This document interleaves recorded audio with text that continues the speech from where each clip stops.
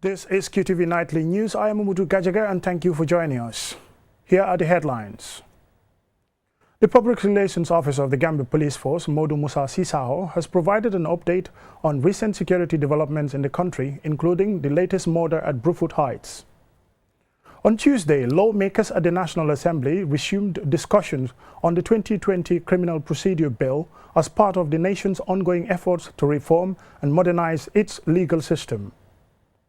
The Minister of Energy and Petroleum, Nani Juara, has introduced key measures aimed at enhancing energy security in the Gambia and promoting regional cooperation at the 10th Powering Africa Summit in Washington, D.C.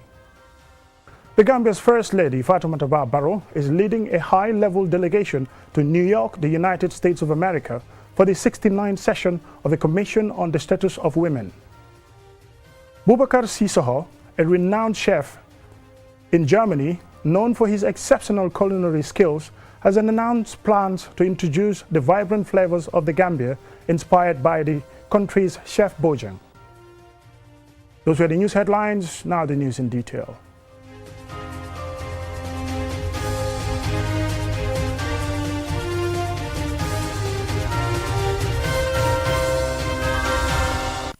Welcome and thank you for joining us. This is QTV News. The Public Relations Officer of the Gambia Police Force, Modu Musa Sisao, provided an update on recent security developments in the country, including the latest murder at Brufut Heights. Demba Waiba spoke with him, and here is his report. The recent rise in crimes, murders and other related criminal activities have raised concerns among the public. In February, armed robbers entered Access Bank in Banjul and stole millions, but they were later apprehended by police. Nevertheless, this incident, along with others, has heightened security concerns for the public and business owners alike. Momodu Musa Sisao provides an update. It is illegal in this country for individuals to own firearms, to be in possession with them. And the few ones that have been caught were appropriately dealt with. The recent one is the US-based Gambian who was found in possession of a firearm and was taken to court just last week. He was sentenced to fine of over $100,000 he needed to pay, in default of which he is going to serve a number of years in prison. The recent murder cases, including the most recent involving an alleged murder of a former Standard Chartered Bank employee residing in Brufut, have raised further concerns. The police PRO provided additional details on the issue. We are alleged murder case. We want to know whether it's robbery with violence that led to this.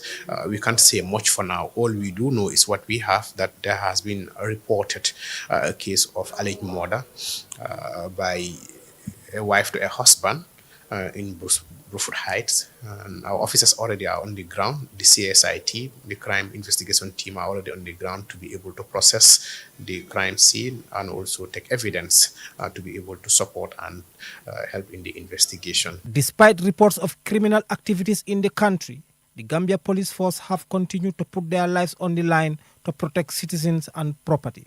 In 2023, 2 police officers were tragically shot and killed while on duty. Recently, the GPF honored these fallen heroes during Interpol's International Day of Remembrance. This is an international day that has been put aside by the International Police Organization, Interpol.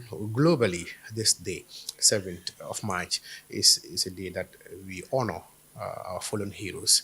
This has not been a practice in the Gambia because we for certain, we're not sure, but it has not been the case that we had people who were actively in service who must have lost their lives until September. The September incident where we had the Sukura Jaba incident, 2 of our officers were killed, more that broad daylight. The police have also issued stern warnings to commercial drivers who have increased fares without authorization, stating that those responsible will face the full extent of the law. As the police remain committed to protecting lives and property, they have urged the public to stay vigilant and report any suspicious activity to the nearest authorities for prompt action. Demba Waiba, QTV News. On Tuesday, lawmakers at the National Assembly resumed deliberations on the 2020 Criminal Procedure Bill. This session marks an important step in the nation's ongoing reforms efforts to reform and modernize its legal system. Osman Jatta prepared this report. At precisely 11 a.m., lawmakers thoroughly examined various clauses of the 2020 Criminal Procedure Bill, engaging in robust discussions on key provisions related to bail, judgment delivery, compensation, detention conditions, and the rights of the accused. The proposed legislation seeks to overhaul the handling of criminal cases, aiming to improve fairness, transparency, and efficiency within the judicial process. Concerns were raised regarding potential loopholes that could undermine the bill's effectiveness in addressing abuses within the justice system. Several members, including Lamin Sise, member for Kiang West, Sheriff Sar, member for Joshuang, and Speaker Fabakary Tombong Jatta, shared suggestions on key provisions of the bill, particularly those related to the prolonged detention of accused persons pending trial. To keep you at the custody being remanded until you are summoned before the High Court. This is about that. So that cannot be an open-ended. We cannot pretend in the law, taking people under the jurisdiction that we know they cannot be trial under. That's what we're doing. We are doing pretense here, along the line. I think we have to look at, this remand pending trial in the High Court. The last time we went around all these prisons in the Gambia. We've seen people on remand for more than 7 years. So if you look at this part, being waiting for trials, and then as the minister is saying that when it comes out of their hand, they have no say in it. What can we do to avoid those kinds of issues? The magistrates don't deal with murder case. But here you have a murderer. You accuse person who is accused of murdering somebody. The police have a right of detention to not more than 72 hours. So what they are saying is, if within that 72 hours they cannot access a judge or a high court judge or a magistrate to do it, it means it's now obligatory for them to release that person. But the problem is, the person that has committed that crime is an accused though, but he has to be restrained somehow because he could escape. The Attorney General and Minister of Justice, Dr. A. Jallo, offered legal guidance during the session, addressing concerns and providing clarity on the technical aspects of the bill. But you will all agree with me that there are certain people you cannot release them. So you need a judicial order to continue to keep them. Now, the nearest available judicial officer that the police can access is a magistrate court, irrespective of whether that magistrate have jurisdiction over the crime itself or not. They have to go to court, but they have to convince the magistrate that there is a need to continue to keep this guy. If the magistrate is not convinced, he will grant bail. If the magistrate is convinced, sometimes it's for our own security. We have to look at this thing carefully. In as much as we want to give as much individual rights as possible, our own personal securities are also concerned. The outcome of this legislative process is set to profoundly impact the future of criminal justice in the Gambia, with far-reaching implications for the nation's legal institutions and the rights of its citizens. Osman Jatta, reporting for QTV News. The Energy and Petroleum Minister Nani Juara has unveiled key measures for enhancing energy security in the Gambia and regional cooperation. He was speaking at the 10th Powering Africa Summit in Washington, D.C. Julden Jai has the details. The 10th Powering Africa Summit took place from the 6th to the 7th of March 2025, with attendance from U.S. officials, African leaders, global investors, and service providers. Energy Minister Nani Juara highlighted the country's significant progress in addressing these challenges and shaping a more resilient energy future through strategic partnerships and regional cooperation. Minister Juara stated that since the change of government in 2017, the Gambia has been working diligently with international partners, including the World Bank, European Investment Bank, EU, and African Development Bank, to strengthen and improve the energy sector. A key component of this effort is the National Energy Roadmap, initially set up to conclude in 2021, but now extended through 2040. The roadmap aims to provide Gambians with reliable and affordable electricity while fostering connections with neighboring countries for shared power distribution. In 2018, the Gambia signed a power purchase agreement with Senegal to import electricity and reduce blackouts. Today, up to 50 megawatts of electricity are imported from Senegal, significantly contributing to the stability of the national grid. In February 2025, the Gambia launched a new 225 kV transmission line and substation capable of carrying 140 megawatts of electricity. This new infrastructure enhances the distribution of electricity and enables the import of additional power when necessary. Minister Juara also revealed that the Gambia is involved in regional projects aimed at connecting its power grid with Senegal, Guinea-Bissau, and Guinea-Conakry, facilitating the import of more affordable hydropower from Guinea. Additionally, discussions are underway with Côte d'Ivoire to import gas-generated power, which will further diversify the Gambia's energy sources. In addition, the Gambia has joined the West African Power Pool, a regional network that enables countries to buy and sell electricity, contributing to a more stable power supply across West Africa. For years now, Gambians endured power cuts and load shedding that disrupted daily life and strained the economy. However, the Gambia's efforts to improve its energy sector now offer hope not only for the country but also serve as a model for other West African nations facing similar challenges. For QTV News, I am Julden Jai. The Gambia's First Lady, Fatoumata Barrow, is leading a high-level delegation to New York, the United States of America, for the 69th session of the Commission on the Status of Women, CSW. Elucise tells us more.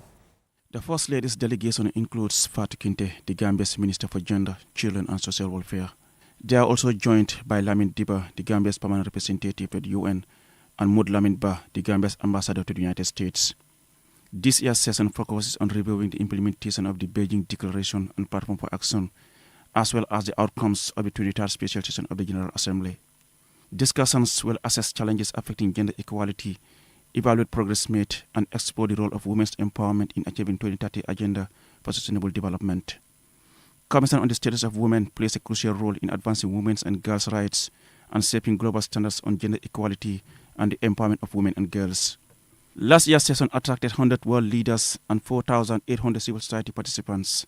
The First Lady is also expected to engage with partners to strengthen her foundation's efforts in education and health. Reporting for QTV News, I am Aliou Cisse. From that report, we'll now go for a commercial break, and when we return, we still have some more local and sports news stories for you. Do stay tuned. fii mooy fan fii mooy Inessa di place bi nga xam ne moom la ñëpp taam place bii bépp xeetu ataaya bu baax rek bu dugg see ci dëkk bi xamal li fii rek la am bara wërga bii neex na lool saf na ba pare tamit nag am gu bu neex boo ko naanee rek da ngay kontaan ci saas añ ba suur ba gëreesal li nga lekk jëndal bara ataaya bii ndax moom la ñëpp taam gis nga sama client bii ataaya bu neex bu ne moom laa koy njëkk a jox ndax moom kat ataaya bu neex rek lay wër bara wërga bii mooy wërga bi gën te moo gën a saf kon nag ràññee leen ko bu baax kon daw leen gaaw ca Banjul foofu ca Inessa di place bi nga xam ni foofu rek nga ko mën a amee wholesale wala retail mu ngi foofu ci boori court house bi foofu ca Banjul wala nga daw ci bépp marché bépp supermarket bépp boutique fépp foo dugg rek di nga mën a am baara warga bii nga xam ne moom la ñëpp di wër tey baara warga moo dàq ci warga yi man maa ngi ci moom ndax su ma maree ataaya moom rek lay naan. The future is now. With QCell's 5G network, experience speeds like never before. With our new 5G Rocket Fixed Internet plan, get speeds from 10 Mbps to 100 Mbps. Your 5G-enabled devices. Walk into QCell headquarters to get one of our 5G routers and experience the true feeling of 5G. Only with QCell. QCell brings you the future. Tech, innovation, incredible speed. The future is now. For more information, call our customer care on 111. QCell, Sunyapus. We innovate, others follow. Terms and conditions apply.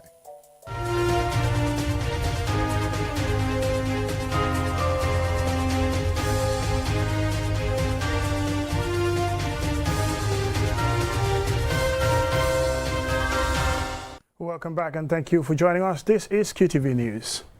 Boubacar Sissaho, a renowned chef in Germany celebrated for his exceptional culinary techniques, has announced plans to introduce the vibrant flavors of the Gambia to the broader audience. As Boubacar Sissaho reports, Chef Sissoko draws inspiration from the Gambia's top chefs. When Boubacar Sissoko left the Gambia in 2002 and traveled to Germany over 2 decades ago, he had no idea his journey would lead him from a humble blacksmith forge to becoming a celebrated street food chef. For 23 years, Sissoko lived in Germany, embarking on the extraordinary adventure that would transform his life. In Germany, Chef Boubacar Sissoko initially pursued a career in healthcare and transitioned from the medical field to the rich aromas of the kitchen. Chef Sissoko's rise to stardom began in 2018 when he took part in the prestigious Berlin Street Food Award, which saw him competing alongside over 50 chefs from around the globe. It's not only jury and it's not only the audience. Both of them have to vote, and most of the time there's a lot of competitors. Like to win the German Street Food Award was like 53 chefs, and they were all good from all over. Not only from Europe, also from Africa and also, how to call it, from Europe and Latin America and Asia. The award-winning chef reflects on some of his notable accolades. I win several times. I win the German Street Food Award, I win like 1 time. The European Street Food Award I won 1 time. And after, since 2019, I always win, like I am from the top 5 in the last 6 years. Chef Sissoko does not operate a fixed restaurant. Instead, he runs several mobile food trucks and participates in various festivals.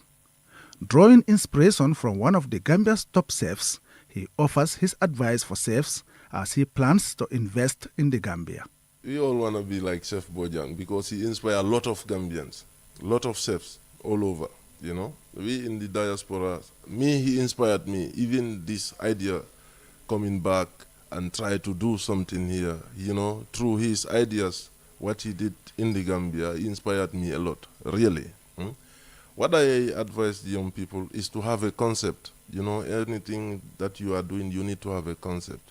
You need to be creative because we have more than just Durango and Supakanjo and Plazazo and Yasa.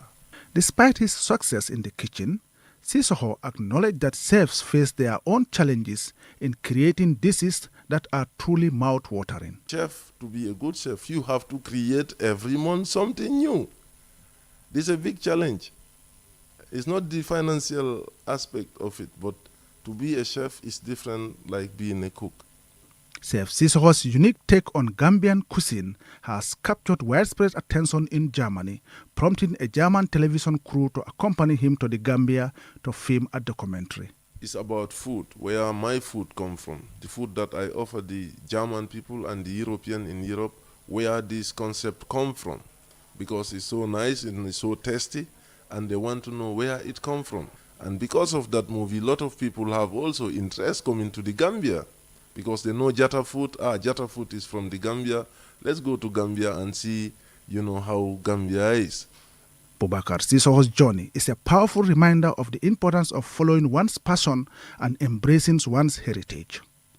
His culinary triumphs are not only about bringing the vibrant flavors of the Gambia back home, they are about bringing a taste of success and triumph with him. Babukar Sise, QTV News. St. Joseph's Senior Secondary School celebrated International Women's Day to honor the accomplishments of women while inspiring the next generation of leaders. The festivities included the launch of the school's press club and a career day designed to motivate students to explore diverse career opportunities, with a special emphasis on journalism. Yafatu Gay was at the event, and she now reports. The newly established press club aims to spark students' interest in journalism by equipping them with the skills and knowledge necessary to understand media ethics, storytelling, and the crucial role journalists play in shaping society. Through hands-on activities and mentorship, the initiative strives to nurture a new generation of journalists who will be prepared to tell impactful stories and make meaningful contributions to the media landscape. In addition to the launching of the press club, the Career Day provided a platform for mentorship with over 20 accomplished St. Joseph's alumni, many of whom hold prominent leadership positions across various sectors in the Gambia, coming together to offer guidance and share their career journeys. Hannah Coker, the principal of the school, emphasized the importance of women empowerment. Today is not just a day of festivity. It is a day of reflection, empowerment, and inspiration. A day where we celebrate the strength, resilience, and achievements of women across generations.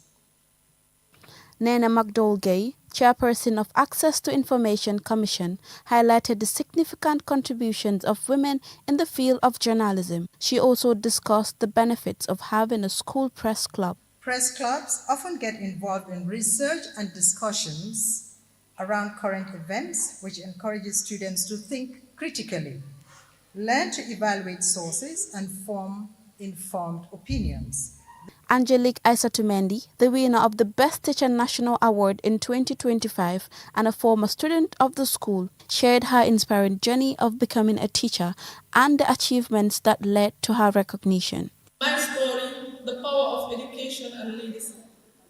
I was once a young girl sitting where you all are sitting today, full with dreams, but also full of questions.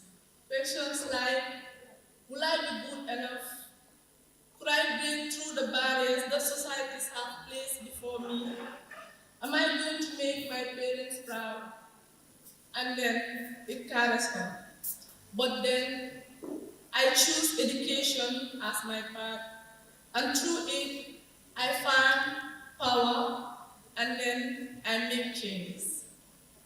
Annette Kamara, the president of the Women Journalists Association in the Gambia, is also one of the mentors at the event.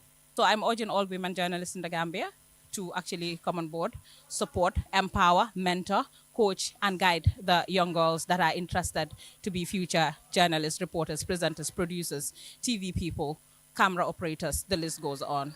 The event highlighted the significant contributions of women across various industries and emphasized the importance of encouraging more young women to pursue leadership roles. By bringing accomplished alumni back to the school, the event aimed to empower students, particularly young women, by demonstrating that leadership positions in any fields are well within their reach. Reporting for QTV News, this is Yafa Tugay. From that report now to sports news.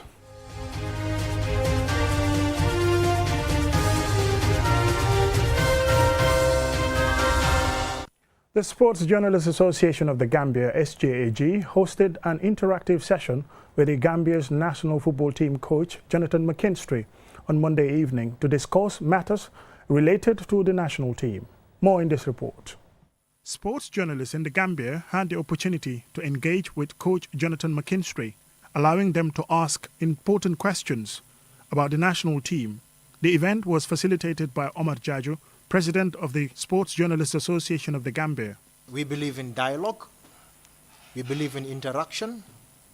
We believe in your mantra, your slogan, forward together. As people that are set to hold authorities accountable for their actions, we are going to exercise that. But that does not mean the relationship between these two organizations should not be cordial. The convergence focused on several key issues, including Coach McKinstry's plans for the upcoming World Cup qualifiers after missing out on the AFCON 2025 in Morocco, the challenge of playing home matches away, the team's fragile defense leading to conceded goals, and the presence of 2 goalkeeper trainers, among other topics. Coach McKinstry responses to these concerns. I think we had a slow start. We definitely had a slow start. If you look in those 2 opening games against the Comoros, where we dominated the game but ended up drawing 1-1 in match day 1, and then again against Tunisia, really having quite a good game and creating a lot of chances, but coming away and not getting any points in it. The Gambia was forced to play all 3 matches of its home AFCON qualifiers away due to the ban on the Independence Stadium. Coach McKinstry expressed his desire to have played those matches at home, but shared a different opinion on the condition of the pitch at the Independence Stadium. The pitch at our stadium is exactly the same quality as the pitch that we were allowed to play on in Morocco. The pitch at our stadium is better than the pitch that we played and lost 3-2 against Gabon back in June and the Chan team played on a couple of days ago. It is a better pitch than that pitch. Not a single one of our players or opposition players, if they came and walked out on that pitch, not a single one of them would complain about it. The Scorpions will play 2 World Cup qualifiers later this month. A game away to Kenya to be played in Cote d'Ivoire, and an away match against group leaders the Elephants. Despite being second from bottom with just 3 points from 4 matches, Coach McKinstry remains optimistic, stating that his team is determined to win their remaining 6 World Cup qualifiers. Winning competitive games gets you world ranking points, it helps move you up the FIFA table, and that has an impact on future groups. Because you've got to remember, when we came into, for example, the most recent AFCON group, we were the 4th seed. We were the bottom ranked team going into our AFCON group. So can we, by winning football matches, become a 3rd seed and then a 2nd seed? In another development, shortly after the interface with coach Jonathan McKinstry, a provisional 33-man squad was announced by the coach ahead of the 2 crucial World Cup qualifiers against Kenya and Cote d'Ivoire. Mamadou Gajaga, QTV News. Now, before we end this news bulletin, here is a recap of our main news headlines. The Public Relations Officer of the Gambia Police Force, Modu Musa Sisao, has provided an update on recent security developments in the country, including the latest murder at Brufut Heights. On Tuesday, lawmakers at the National Assembly resumed discussions on the 2020 Criminal Procedure Bill as part of the nation's ongoing efforts to reform and modernize its legal system. The Minister of Energy and Petroleum, Nani Juara, has introduced key measures aimed at enhancing energy security in the Gambia and promoting regional cooperation at the 10th Powering Africa Summit in Washington, D.C.